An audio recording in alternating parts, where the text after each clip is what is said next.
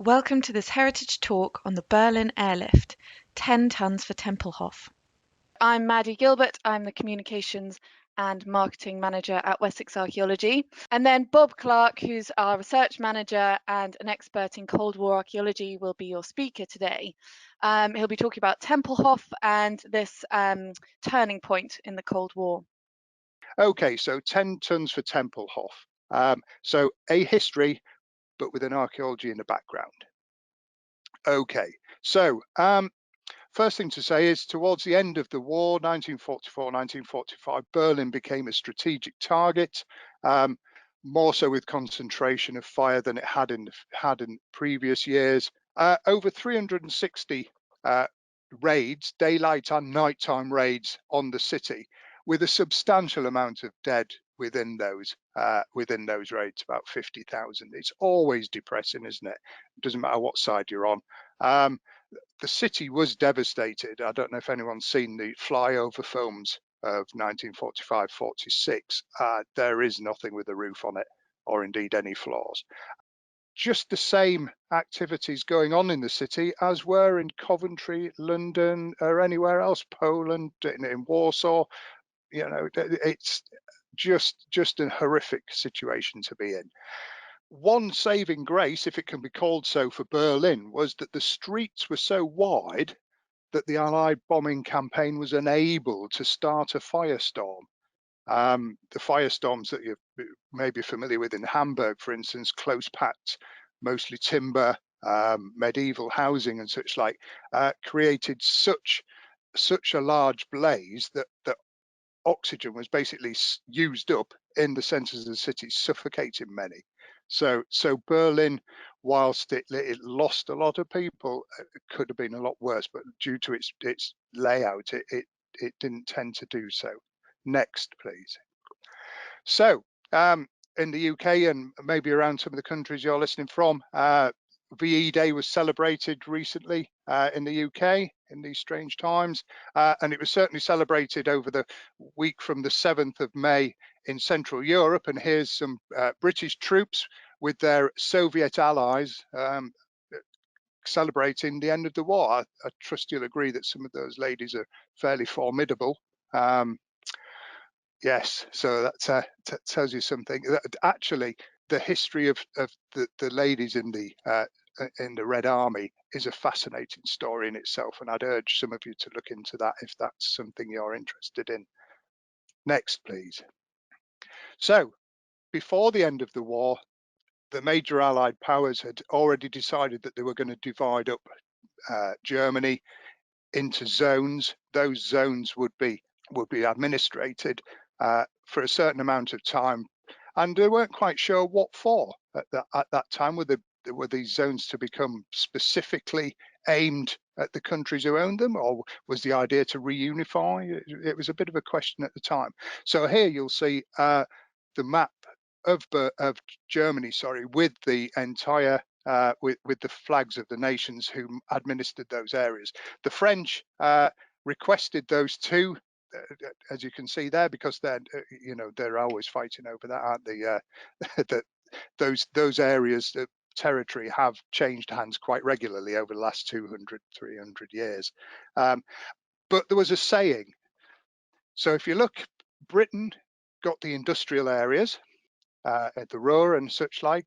The Soviets got the agricultural areas. This was the areas where most of the growing and farming was undertaken.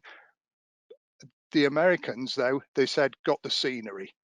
So they're in southern Germany, Munich, places like that. Okay, but that was how the administrative areas ended up, almost to the letter of where they'd agreed they should be at the end of the war. There was some territory handing back over and movement backwards and forwards, but this is how Germany was partitioned at the end of the war. Next, please. So Berlin itself fell to the Soviet army, and on the 2nd of May, the famous bit of film of the red flag being hoisted over the shell of the Reichstag. What you can see there is the monument to the Soviet fallen on taking the city.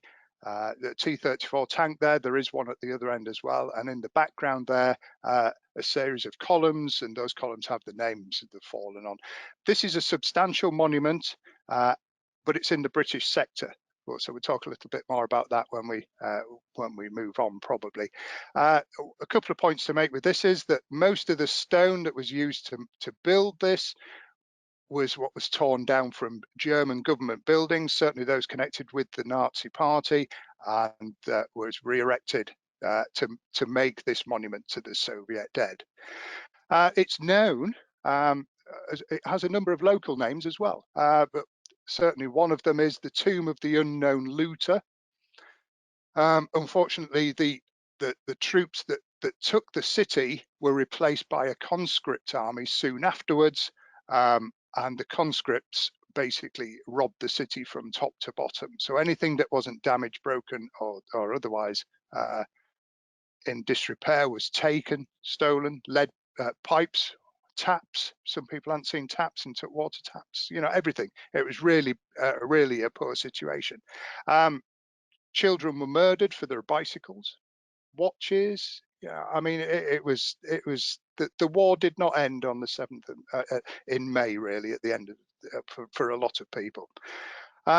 Unfortunately, the monument goes by a different name as well, another name, and that's the Tomb of the Unknown Rapist. Now, I don't need to go into that, but you can imagine the horrific situation that women and young girls found themselves in the immediate aftermath of the taking of the city. And this was unfortunately no different to what had happened across most of Central Europe. It still amazes me what human beings can do to one another. Anyway, moving back to this, on the 11th of July, sometime later, as you can imagine, as you can see, the Soviets allow British and American troops into Berlin, and Berlin itself is partitioned into sectors, following on from the partition of the zones of Germany proper.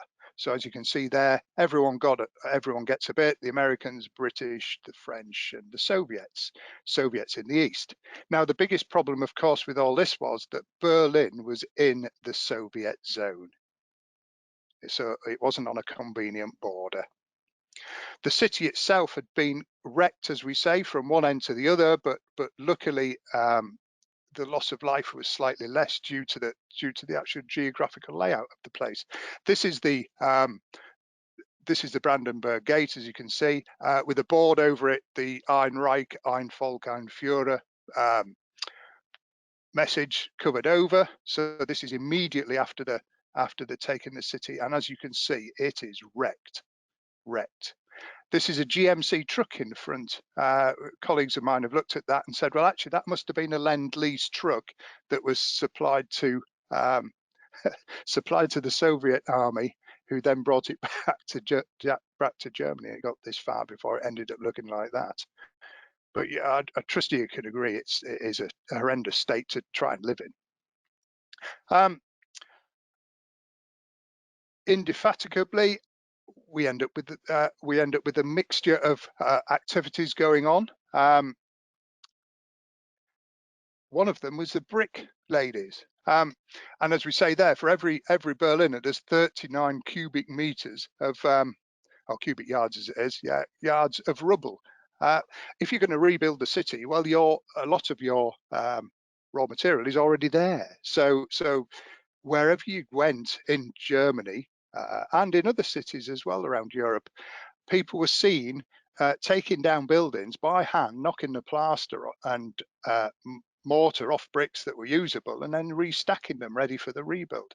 And as you can see there, that's exactly what's going on. Quite a substantial operation over quite a number of years. It was still going on in Cologne in 1950 when my mother visited. So that's, so that gives you an impression as to how that was. But the bottom line was, look at the conditions that some people were living in. Yeah. We're horrified by Yemen. We're horrified by other conflict areas at the moment. Exactly the same in Central Europe in the second half, well, the end of the second half of the 20th century. So somebody once said that Germany was like an ant's nest at the end of the war, and it had just been kicked over. Yeah, and ants were everywhere. Well, Germany was an ant's nest that had been kicked over pretty much. Refugees were all over the place. Slave labourers had been moved from their home countries right across across Europe. Russian prisoners of war were working in Alderney, of all places, in the Channel Islands and places like that. So people were a long way away from home. Interestingly, the Soviet Union suddenly realized that actually if we deport and inject more of these homeless people into the western areas, it will place pressure on our once ally, now opposer, to their view of Berlin, or of Europe itself. And as you can see here, you've got some people who are fairly malnourished, as you can see by the chap sat on the left there, drinking out of jam jars and such like. These are at a feeding station in Frankfurt, of all places. Yeah, and these are people that could have come from absolutely anywhere in Europe.